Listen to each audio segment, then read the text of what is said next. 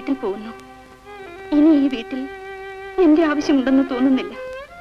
നമ്മുടെ അല്ല, എന്റെ മോളെ ഞാൻ കൊണ്ടുപോകുന്നു.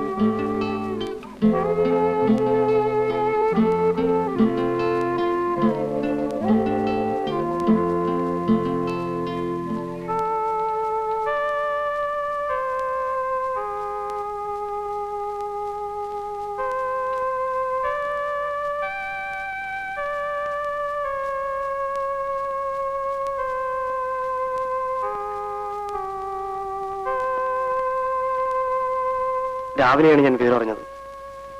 കോടതിയിൽ വന്നപ്പോൾ രവി ഇങ്ങോട്ട് പോന്നു. സത്യത്തിൽ എന്താണ് രവി ഉണ്ടായത്?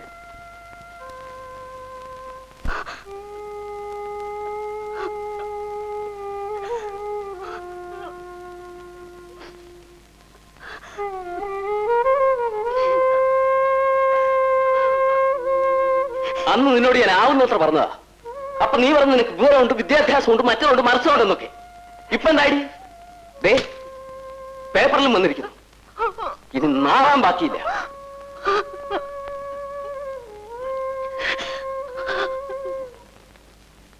നീ അവനെ നന്നാക്കി എടുക്കുന്നല്ലേ പറഞ്ഞത്? എന്നിട്ട് ഇപ്പൊ എന്തായി? വ്യഭിചാര കുറ്റത്തിന് പോലീസ് സ്റ്റേഷൻ വരെ കയറി. അവനൊന്നും ഒരു കാലത്തും ഗുണം പിടിക്കത്തില്ലടി.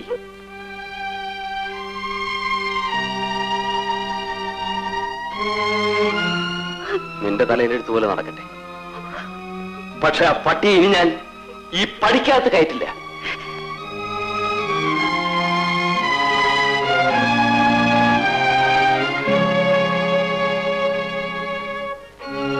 കോടതിയിൽ നിന്ന് വരുന്ന വഴിയായിരിക്കും.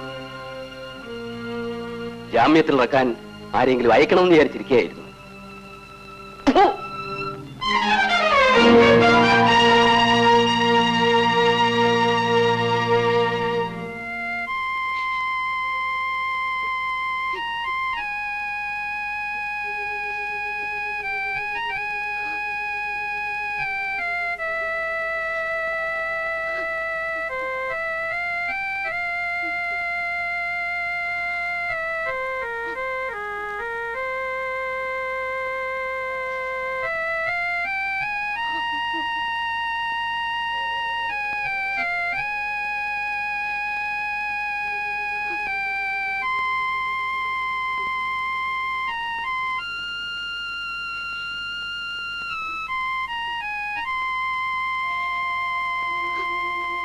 എന്തു?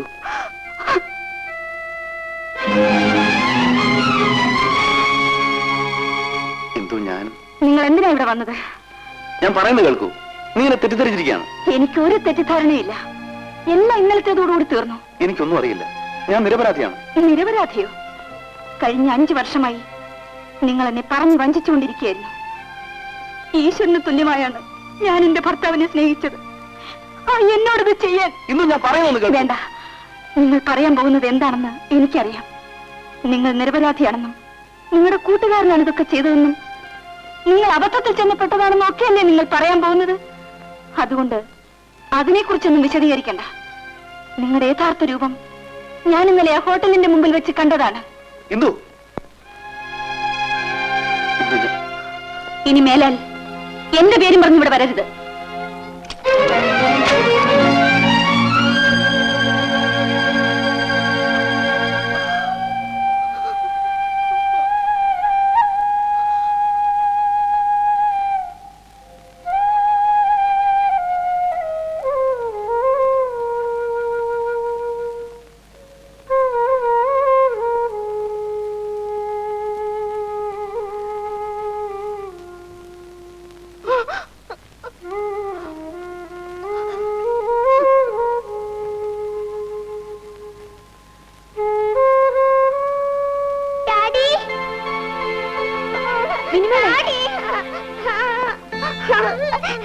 ഡാഡി ഡാഡി ഡാഡി എന്താ ഇന്നലെ പറഞ്ഞ മുത്തച്ഛൻ മമ്മി ഒരുപാട് വഴക്ക് പറഞ്ഞു.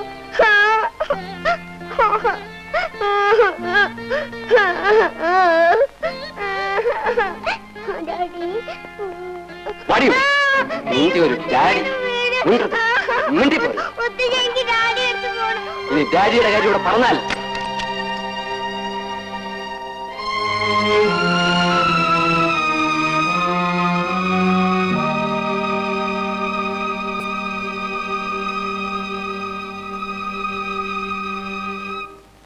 ഏതായാലും വരാനുള്ളതൊക്കെ വന്നു. കല്യാണം കഴിഞ്ഞ് അവക്കൊരു കുട്ടിയായി. ഇനിയും വാശി പിടിച്ചിട്ട് വല്ല കാര്യമുണ്ടോ? എങ്ങനെയെങ്കിലും രവിയെ വിളിച്ച് അവനോടൊപ്പം എടീ, അവൻ കൊലപാതകം ചെയ്തിട്ടാണ് വന്നതെങ്കിൽ ഞാൻ ചെന്നവന് ജാമ്യത്തിൽ ഇറക്കിക്കൊണ്ട് വരുമായിരുന്നു. അതിന്റെ അന്തസ്സുണ്ട്. ഇതതാണോ? മാനോ അഭിമാനമുള്ളവർക്ക് മനുഷ്യന്റെ മുഖത്ത് നോക്കാൻ പറ്റുമോ? ഇനി അതും ഇതും പറഞ്ഞിട്ട് എന്താ കാര്യം? അധികം ആരും അറിയുന്നതിന് മുമ്പേ രവിയെ വിളിച്ചു വരുത്തി അവളെ അവന്റെ കൂടെ പറഞ്ഞയക്കുന്നതിന് പകരം അവൻ ഇവിടെ നാട്ടി അയക്കുന്നത് പോലെയല്ലേ പറഞ്ഞയച്ചത്. ഓ, ഞാൻ അവന് വെഞ്ചാമരം വീശി സ്വീകരിക്കാവടി. ഇനി അവനെ ഞാൻ പഠിക്കാത്ത കയറ്റില്ല. പിന്നെയും പറഞ്ഞതെല്ലാം പറഞ്ഞിട്ട് എന്താ കാര്യം? മംഗലത്ത് തറവാട്ടുകാർക്ക് ഒറ്റ വാക്കേ ഉള്ളൂ. അവര് പറഞ്ഞതാ. നീ ഒറ്റ ഒരുത്തി അമ്മ മയഞ്ഞു കൊടുത്തുകൊണ്ടായി കല്യാണം നടന്നത്. ഇപ്പൊ അമ്മയ്ക്ക് മോക്കം തൃപ്തിയായല്ലോ. അനുഭവിക്കടി, അനുഭവിക്കും. നിങ്ങൾ തമ്മിൽ ഇങ്ങനെയൊക്കെ ഉണ്ടാവുമെന്ന് എനിക്ക് ചിന്തിക്കാൻ പോലും കഴിയുന്നില്ല. ഏതായാലും തൽക്കാലം അന്നത്തെ ചൂടിനെ ഇന്ദു അങ്ങനെയൊക്കെ പറഞ്ഞതായിരിക്കും. വിഷമിക്കാതിരിക്കൂ, എല്ലാം നമുക്ക് ശരിയാക്കാം.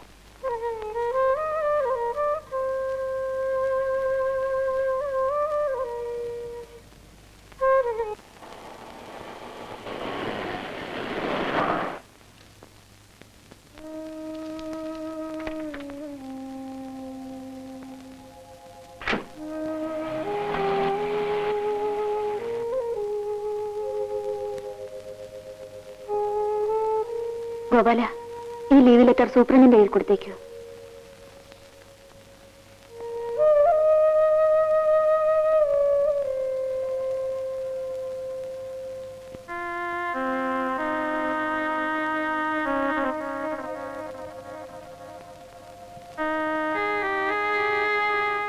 ഇന്ദു,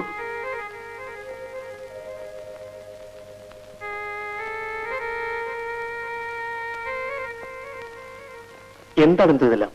എന്ത് സംഭവിച്ചു? എനിക്കൊന്നും സംഭവിച്ചില്ല.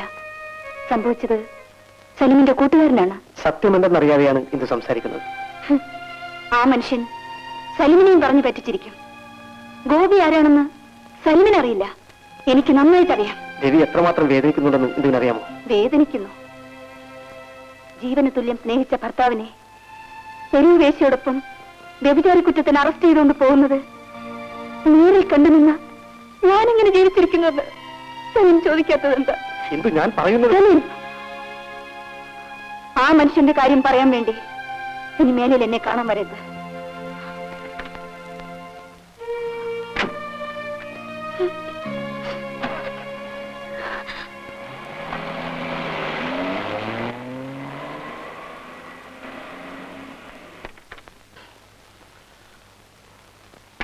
അപ്പൊ കുട്ടാ, എന്തോ?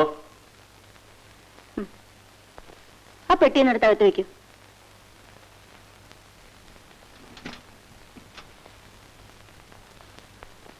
ആ അങ്കിൾ, മോള് നേരത്തെ ഇങ്ങ് പോന്നോ?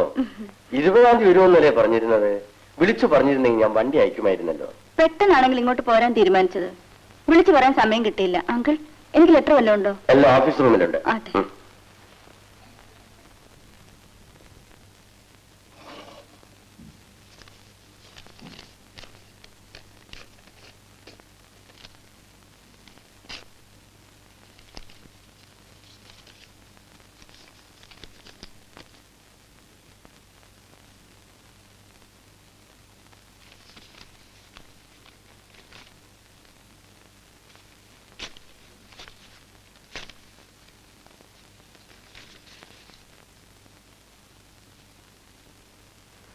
മോളെ, ഇന്ദുവിന്റെ വീട്ടിൽ നിന്ന് 2 പ്രാവശ്യം ഫോൺ ചെയ്തിരുന്നു. എപ്പോ?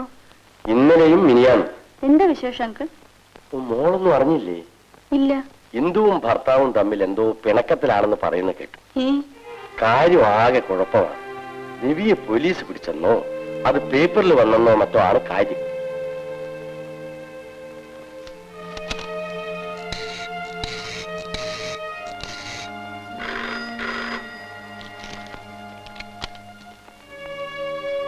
ഹലോ, ഞാൻ രജനിയാ. ഒന്ന് ഇന്ത്യന് കൊടുക്കൂ.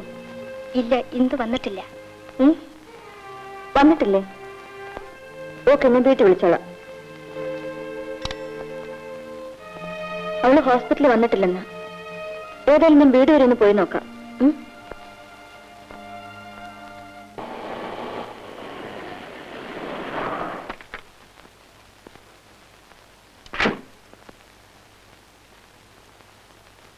ഇന്ദു,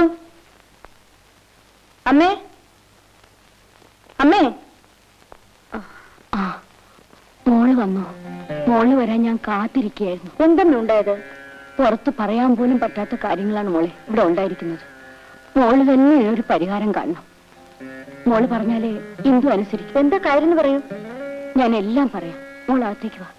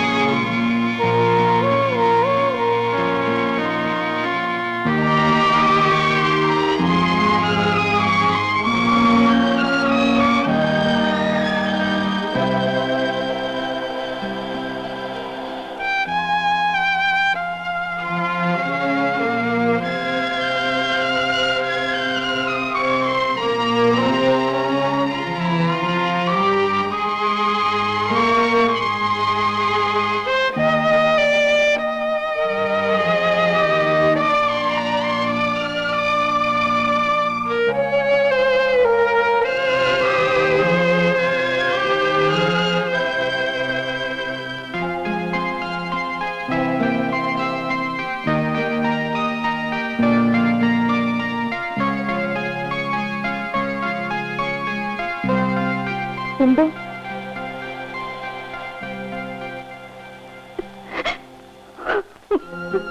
ഇന്ദു,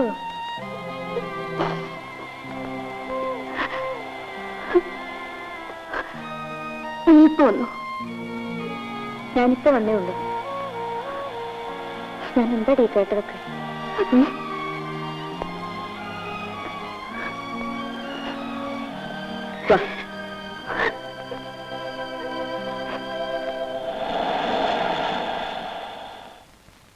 ഒരു ചെറിയ തെറ്റെങ്കിലും ചെയ്യാത്ത ഒരാണിനെ നീ എനിക്ക് കാണിച്ചു തരാമോ? ആണുങ്ങൾക്കൊന്നും വരാനില്ല. എടി, നീ ഒരുത്തിന്റെ ഭാര്യയല്ലേ? നിനക്ക് വിദ്യാഭ്യാസം ഇല്ലേ? നീ എന്താ നിന്റെ ഭർത്താവിനെ പറ്റി ധരിച്ചിരിക്കുന്നത്? അയാൾ എന്റെ കളിപ്പായിട്ട് നടക്കുന്നാണോ? നീ അതിനെക്കുറിച്ചൊന്നും ശരിക്കറിയാതെയാണ് സംസാരിക്കുന്നത്. എനിക്കെല്ലാം അറിയാം. ഹെടി, നാട്ടുകാർ പറഞ്ഞു കേട്ടിട്ടുള്ള അറിവല്ല ഇത്. ഞാൻ എന്റെ കണ്ണുകൊണ്ട് കണ്ടതാണ്. എന്തുവതിന് നീ കണ്ടതിനെ സത്യമാണെന്നില്ലല്ലോ. എനിക്ക് അയാളെ കുറിച്ച് നേരത്തെ അറിയാം. നിനക്കറിയാമോ? അച്ഛനുൾപ്പെടെ എല്ലാവരും എതിർത്തിട്ടും ഞാൻ അയാളെ വിവാഹം കഴിച്ചത് അയാൾ നന്നായി വരുമെന്നുള്ള വിശ്വാസത്തോടെയായിരുന്നു. ഇന്നവരുടെ മുഖത്ത് നോക്കാൻ എനിക്ക് ശക്തിയില്ല. ഞാൻ അയാളുമായി ഇനി ജീവിക്കുന്ന പ്രശ്നമേ ഇല്ല രജനി. അതിന് നിനക്ക് വല്ല ഭ്രാന്തുണ്ടോ? എനിക്കൊരു കുഴപ്പവുമില്ല. നിനക്ക് കേൾക്കണോ? എന്റെ ബെഡ്റൂമിന്റെ പുറകിലുള്ള വിൻഡോ പെർമനന്റായി ഞാൻ അടച്ചിട്ടിരിക്കുകയായിരുന്നു. എന്തിനാണെന്നോ? അതിന്റെ പുറകിലുള്ള ഫ്ലാറ്റിൽ 24 മണിക്കൂറും എന്നെ നോക്കിയിരിക്കുന്ന ഒരു ചെറുപ്പക്കാരനുണ്ട്. ഇയാളില്ലാത്ത എത്രയോ രാത്രികളുണ്ടായിരുന്നു. ഞാനൊന്ന് കണ്ണടച്ചാൽ മതി, അയാൾ എന്റെ ബെഡിലായിരിക്കും. എനിക്കും ആകാമായിരുന്നല്ലോ. അതാണ് ഞാനും അയാളും തമ്മിലുള്ള വ്യത്യാസം. എനിക്ക് നിന്റെ ന്യായീകരണങ്ങളൊന്നും കേൾക്കണ്ട. നീ പറയുന്നത് ശരിയാണെന്ന് നിനക്ക് മാത്രം തോന്നിയാൽ പോരല്ലോ. ഒന്ന് ഞാൻ പറയാം. ആവശ്യമില്ലാത്ത നിന്റെ എടുത്തുചാട്ടങ്ങൾ കൊണ്ട് നിന്റെ ഭാവി തകർക്കരുത്. ഒന്നുകൂടെ ആലോചിക്കുക.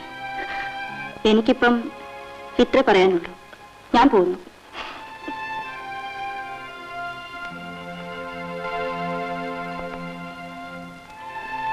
ഓളെ, അവളിങ്ങനെയൊക്കെ പറഞ്ഞിട്ട് വല്ല കാര്യമുണ്ടോ? അച്ഛനാണെങ്കിൽ അവനെ ഈ പടിക്കകത്ത് കയറ്റണമെന്നാ പറഞ്ഞിരിക്കുന്നു. ഞാൻ എന്ത് ചെയ്യും മോളെ? ഇനി ഇവളോട് എന്ത് പറയാനാണമ്മേ? കൊച്ചുകുട്ടിയെന്നല്ലല്ലോ, ഇവിടെ ഒരു ഡോക്ടറല്ലേ. അവളുടെ ഇഷ്ടം പോലെ തന്നെ നടക്കട്ടെ. അമ്മ ഒന്നുകൊണ്ടും വിഷമിക്കണ്ട. അവളുടെ ഭാവി നോക്കാൻ അവക്കറിയാം. ഞാൻ വരട്ടെ.